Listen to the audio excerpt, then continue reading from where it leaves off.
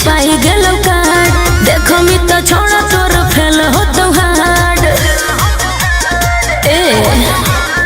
आज हमर शादी के छपाई गेलो कार्ड देखो मी तो छोड़ा तोर फेल हो तो हार्ड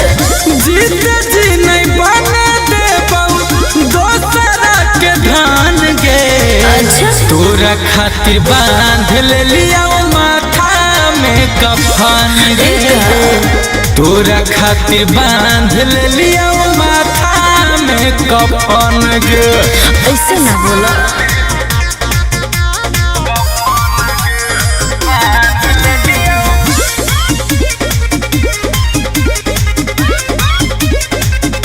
भाई बाबा के समझाई दी है गे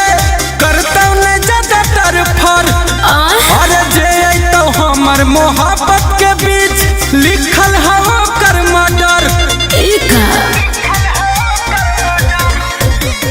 दिलवा के ले अब मनाई रे छोड़ा कोरा न झगड़ा लड़ाई रे छोड़ा दिल तोरा दिलिया हम ही बनबो तोर सजान गे तोरा खातिर बांध ले लिया माथा में कफन गे तोरा खातिर बांध ले लिया माथा में कफन गे ओहो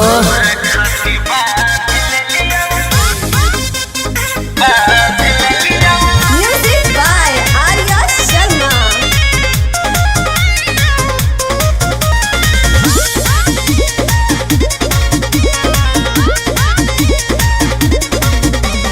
चाहे थाना में लिखते रिपोर्ट चाहे जइबो हम जेल का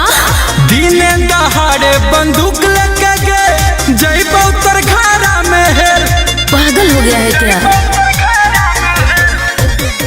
मार पीट कर मी तो होते हाहाकार रे जन जैते हमर नैहर ससुरार रे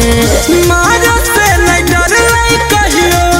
गुंजनिया मान गे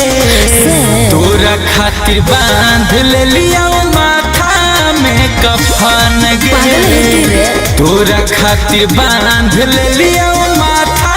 में कफन गे अब नहीं सुधर मी तो कब सुधर मी।